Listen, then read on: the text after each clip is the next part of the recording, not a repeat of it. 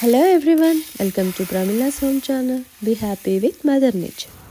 ఈరోజు తిన్న రేపు మళ్ళీ తినేటప్పుడు యమ్మీగా ఉండేటటువంటి దోశని కొంచెం డిఫరెంట్గా, హెల్దీగా, అలాగే చూడటానికి రెస్టారెంట్ స్టైల్లో ఉండే కలర్ అండ్ క్రంచీగా ఉంటూ తినేటప్పుడు రుచిని మన అమ్మమ్మలు, నానమ్మలు, అలాగే మన అమ్మ చేసినటువంటి దోశ ఆ రుచి గుర్తు చేస్తూ, అలాగే బరువు తక్కువగా ఉన్న పిల్లలకి బరువు పెరగడానికి మరియు ప్రెగ్నెంట్గా ఉన్న ఉమెన్కి కావాల్సినటువంటి folate, B6 like iron deficiency తగ్గడానికి కావాల్సినటువంటి పోషకాలు కలిగిన ఈ దోశ బ్యాటర్ ప్రాసెస్ చూద్దాం.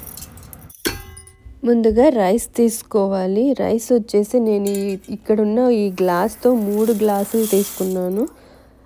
3 గ్లాసులు నార్మల్ రైస్ మేము ఏదైనా తీసుకోవచ్చు, లైక్ ఆర్గానిక్ రైస్, రేషన్ బియ్యం, సోనా మసూరి, లేదంటే బాయిల్డ్ రైస్ అని దొరుకుతుంది, సో అది కూడా తీసుకోవచ్చు.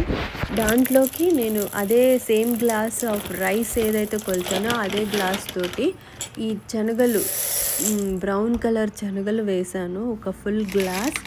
అండ్ అలాగే మెంతులు కూడా వేసాను. మెంతులు ఎలాగంటే ఒక 3 గ్లాసుల రైస్కి సో 3 అట్లా ఒక చేత్తో గుప్పెడుగా తీసుకొని 3 సార్లు కొలత, అంటే ఈచ్ గ్లాస్కి ఒక స్పూన్ కంటే ఎక్కువే వేస్తాను. మెంతులు ఎక్కువ వేస్తే ఆ స్మెల్ బాగుంటుంది, అలాగే చేదేం రాదు, రుచి కూడా చాలా బాగుంటుంది. ఇప్పుడు వచ్చేసి మన మెయిన్ ఇంగ్రీడియంట్ సగ్గుబియ్యము, సాబుదానా. ఇవి చాలామంది ఎక్కువ డైరెక్ట్గా పాయసం లాగా చేసి పెడితే తినరు, సో మా ఇంట్లో కూడా అవి ఇష్టపడరు, సో అవి ఇంక్లూడ్ చేయాలని దోశలోకి ఇట్లా యాడ్ చేస్తాను. ఇవేంటంటే సగ్గుబియ్యంలో ఫోలేట్ ఉంటుంది, విటమిన్ B6 ఉంటుంది. సో ఇది మెయిన్ ఇంగ్రీడియంట్ పిల్లలకి వెయిట్ పెరగడానికి, ఆ నర్వ్ సిస్టమ్ బాగా మెయింటైన్ చేయడానికి బాగా ఉపయోగపడుతుంది. సో అలాగే మినప్పప్పు వచ్చేసేసి 3 గ్లాసులు బియ్యానికి 1 గ్లాసున్నర మినప్పప్పు వేసి ఇవన్నీ కలిపి కడిగి 2-3 సార్లు కడిగి పెడతాను. సగ్గుబియ్యం సపరేట్గా ఏం నానబెట్టను, అందులోనే పెడతాను. సో ఎందుకంటే నేను ఆ వాటర్ని మళ్ళీ గ్రైండ్ చేసేటప్పుడు యూస్ చేస్తాను.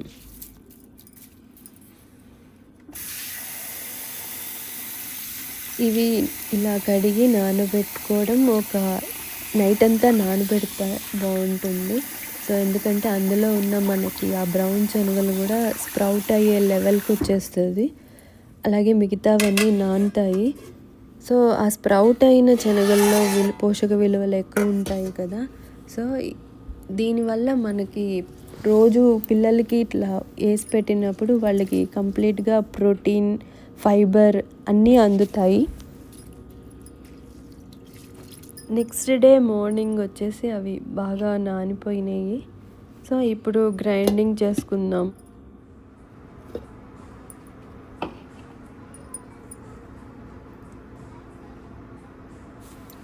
పిండిని ఈ విధంగా గ్రైండింగ్ చేసుకున్నాక, రుబ్బుకున్నాక ఎక్కువ క్వాంటిటీలో నానబెట్టినప్పుడు సో 2 బ్యాచెస్గా డివైడ్ చేసుకుంటే 1 బ్యాచ్ కంప్లీట్గా ఫర్మెంట్ అయినప్పుడు ఇంకొక బ్యాచ్ మనం ఫ్రిడ్జ్లో స్టోర్ చేసి పెట్టుకోవచ్చు. సో నేను కూడా అట్లాగే 2 బ్యాచెస్గా చేశాను. ఒక 6 to 7 అవర్స్ తర్వాత పిండి ఒక బ్యాచ్ చూస్తే కొంచెం ఫర్మెంట్ అయింది. సో దాన్ని అలా వదిలేసేసి దాన్ని ఫ్రిడ్జ్లో పెట్టేస్తాను. సెకండ్ బ్యాచ్ వచ్చి ఓవెన్లో పెట్టాను. సో ఇది చూసారంటే బాగా ఫర్మెంట్ అయింది.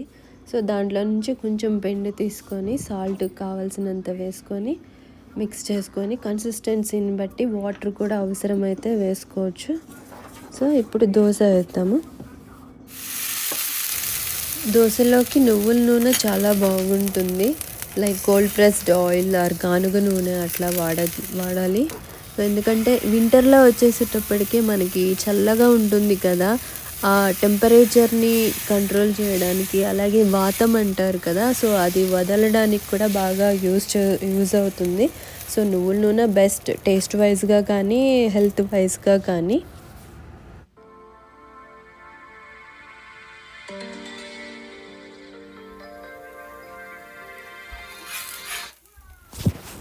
కలర్ ఇక్కడి నుంచే అర్థమవుతుంది మనకి. సో ఎలా ఉంది అనేది. సో మెంతులు ఇవి అలాగే మనం వేసిన సగ్గుబియ్యం కూడా ఈ టేస్ట్ని ఆ కలర్ని చేంజ్ చేస్తుంది. అలాగే బ్రౌన్ శనగలు చాలా మంచిది ఇవి ఆరోగ్యానికి. ఇంకా మీరు రైస్ని కావాలంటే దంపుడు బియ్యం కూడా వేసుకుంటే ఇంకా బాగుంటుంది. సగ్గుబియ్యం కొంచెం ఎక్కువ వేసుకుంటే దోశ వచ్చి స్పాంజీగా వస్తుంది. మీకు అలా ఇష్టం లేదు అనుకుంటే కొంచెం తగ్గించుకోవచ్చు. బట్ అవి వేస్తే ఏంటంటే పిల్లలకు కూడా ఈజీగా రోజువారీ పెట్టేటప్పుడు అవి కూడా అందుతాయి. అందులో వచ్చి ఎక్కువ మనకి బోన్ సిస్టమ్ స్ట్రాంగ్ చేయడానికి, అలాగే ఫోలేట్, వాళ్ళకి నర్వ్ సిస్టమ్ బాగా డెవలప్ అవుతుంది. అందుకే మనకి ఎక్కువ ప్రెగ్నెంట్ ఉమెన్కి డైలీ లోపల ఉన్న ఊమ్లో ఉన్న చైల్డ్ డెవలప్ అవ్వాలంటే అది కంపల్సరీ ఇస్తారు. సో ఫోలేట్ అట్లా కావాలి అనుకుంటే మనం వేసుకుంటే బాగుంటుంది. లేదు డైరెక్ట్గా పిల్లలు కలరు అనుకునే వాళ్ళకి ప్రాబ్లం ఏం లేదు. చాలామంది పిల్లలకి సగ్గుబియ్యం పాయసం లాగా చేసిస్తే ఇష్టపడరు. సో అలాంటి వాళ్ళకి ఇది ఒక బెస్ట్ ఆప్షన్. ఈ దోశ బ్యాటర్లోనే మనం వేసిస్తే, ఎందుకంటే ఇందులో కావాల్సిన ఫైబరు అన్నీ ఉంటాయి. సో వాళ్ళకి అవి బాగా రోజువారీ ఇవ్వచ్చు మనము. ఎటువంటి మైదా కానీ, షుగర్ కానీ, బేకింగ్ సోడా కానీ యాడ్ చేయకుండా హోటల్స్ అండ్ రెస్టారెంట్ స్టైల్లో దోశని ఈ విధంగా హెల్తీగా చేసుకోవచ్చు. మీకు అందరికీ ఈ ప్రాసెస్ నచ్చింది అనుకుంటున్నాను. So please like, share and subscribe to my channel. Thank you for watching and please continue your support.